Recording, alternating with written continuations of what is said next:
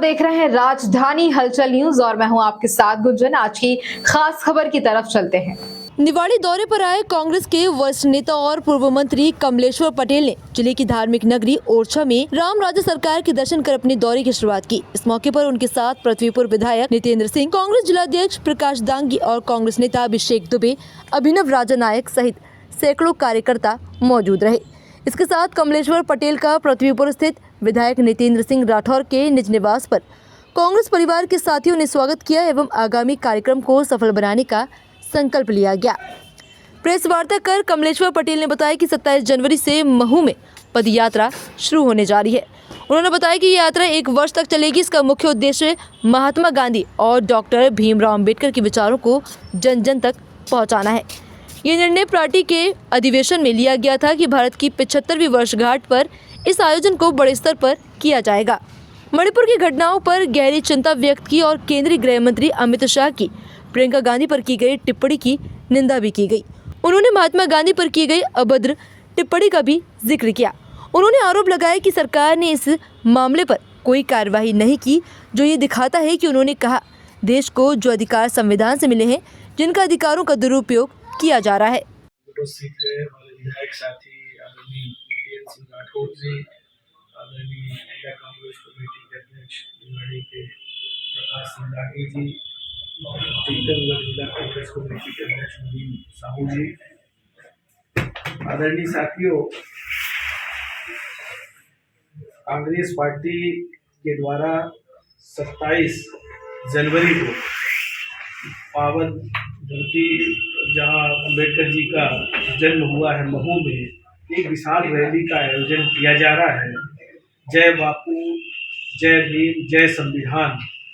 Rally का नाम है और हमारी कांग्रेस पार्टी के सभी वरिष्ठ नेता आदरणीय खड़गे जी, आदरणीय राहुल गांधी जी, आदरणीय प्रियंका गांधी जी, सभी सम्मानित CWC के सदस्य, सभी प्रदेशों के जो हमारी जहां सरकार है, मुख्यमंत्री, पूर्व मुख्यमंत्री, कांग्रेस पार्टी के देश भर के वरिष्ठ नेता इस रैली में उपस्थित रहेंगे। और 27 जनवरी को ये जो रैली जय बापू, जय भीम, जय संविधान रैली की शुरुआत हो रही है, ये रैली, ये कार्यक्रम गांव-गांव में रिले के माध्यम से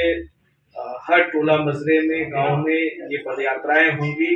और देश को जो हमें संविधान मिला है उसकी 75वीं वर्षगांठ भी है। और दूसरी तरफ उस महात्मा गांधी जी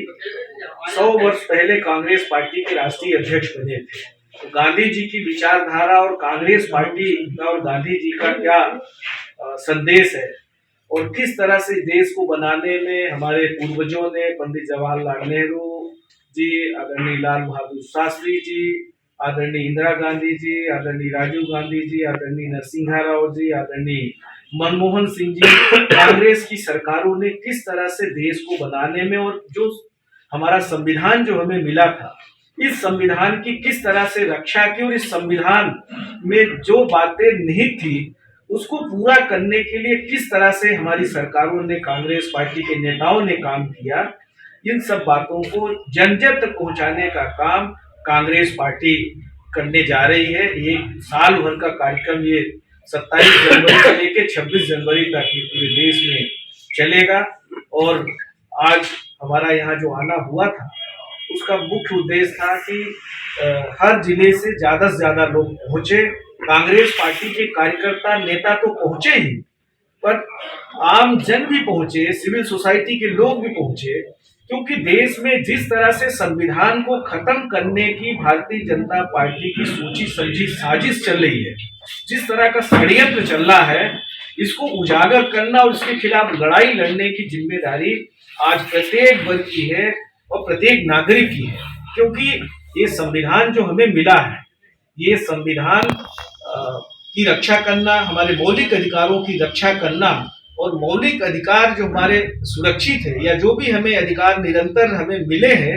वो इस संविधान की वजह से मिले हैं। और जिस दिन ये संविधान कमजोर हो जाएगा, और जैसा कि अभी आप 11 सालों में देख रहे हैं, केंद्र की भाजपा सरकार ने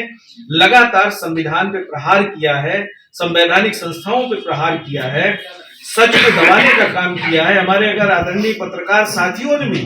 सरकार को जगाने का काम किया है, सरकार की कमियों को उजागर करने का काम किया है, उनकी आवाज को भी दबाने का काम भारतीय जनता पार्टी की सरकार में हुआ है। विपक्ष के नेता अगर आदरणीय राहुल गांधी जी सच बोलते हैं,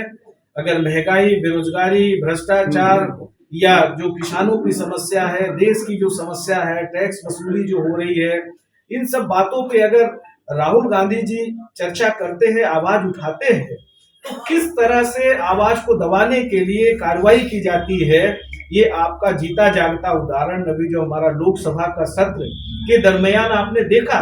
कि एक तरफ हमारे कांग्रेस के नेता, विपक्ष के नेता आदरणीय खड़गे जी, राज्यसभा के नेता, लोकसभा में विपक्ष के नेता राहुल गांधी जी, इंडिया अलायंस के सभी सम्मानित सदस्य ये मांग कर रहे थे कि हमारे देश में जिस तरह के भ्रष्टाचार के आरोप अडानी के ऊपर लगे हैं, अमेरिका की जो संस्था है उनने जो उजागर किया है उस पर लोकसभा में चर्चा होनी चाहिए। जिस तरह का घोटाला हुआ है, संभल में जो घटनाएं अल्पसंख्यकों के खिलाफ घटित हुई उस पर लोकसभा में चर्चा होनी चाहिए। मणिपुर में जो घटनाएं लगातार आदिवासियों के साथ घटित हो रही है उस पर चर्चा होना चाहिए, पर भाजपा की सरकार ने चर्चा कराना उचित नहीं समझा। हमारे देश के संविधान के 75वीं वर्षगांठ पे भी चर्चा कराने की बात थी, उस पर बड़ी मुश्किल से भारतीय जनता पार्टी की सरकार, लोकसभा स्पीकर ने उसको स्वीकार किया। और चर्चा के दरमियान आपने देखा होगा इंडिया अलायंस के जो लोग भी बोले और जो देश में लोग कठिनाइयां महसूस कर रहे हैं, संवैधानिक संस्थाओं का चाहे विषय हो, भाजपा के सरकार के राज्य में जिस तरह की अनियमितता हो रही है, भ्रष्टाचार हो रहे हैं, अगर उसको उजागर करने का काम इंडिया अलायंस के लोगों ने किया, हमारे नेताओं ने किया, तो उनके खिलाफ अपनी गलतियां सुधार करने की बजाय उन्होंने उल्टा राहुल गांधी जी के खिलाफ FIR दर्ज करने का काम किया और अंबेडकर जी को सदन के अंदर अपमानित करने का काम किया। अंबेडकर जी कोई सामान्य पुरुष नहीं थे। अंबेडकर जी के लिए ये बोलते हैं कि हमने भारत रत्न दे दिया। हम समझते हैं कि अंबेडकर जी भारत रत्न से ऊपर है। अगर भारत रत्न की आप सूची में जाएंगे तो पता नहीं कितने लोगों को अभी तक भारत रत्न दे दिया गया है, पर कुछ ऐसे हमारे राष्ट्र के नेता हैं, हमारे पूज्य महात्मा गांधी जी हो, अंबेडकर जी हो, इनको हम किसी रत्न से सम्मानित करने की बजाय उनको छोटा करना है। वो अपने आप में उनके कामों और उनके किए गए जो हमें संविधान बना के दिया, जो हमारे देश को आजाद कराने से लेके जो लड़ाई इन लोगों ने लड़ी है, वो हम समझते हैं इन सब चीजों से बहुत ऊपर है। तो भारतीय जनता पार्टी की सरकार, RSS के लोग, भाजपा के लोग संविधान को नहीं मानते हैं। आज आपने देखा होगा एक दिन पहले ही अभी मोहन भागवत जी ने जो वक्तव्य जारी किया इंदौर में कि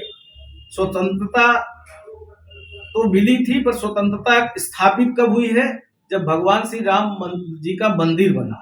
अरे भगवान श्री राम जी कड़ में विराजित है, घर घर में विराजित है, और जिनके नाम से जिनकर नाम लेत जगमाही सकल मंगल मूल नसाही, वो नाम मात्र से ही भगवान के सबका भला हो जाता है। वो भगवान को किसी मंदिर। इसी तरह की तमाम तरोताजा खबरों के अपडेट्स के लिए बने रहिए हमारे साथ राजधानी हलचल न्यूज पर। नमस्कार।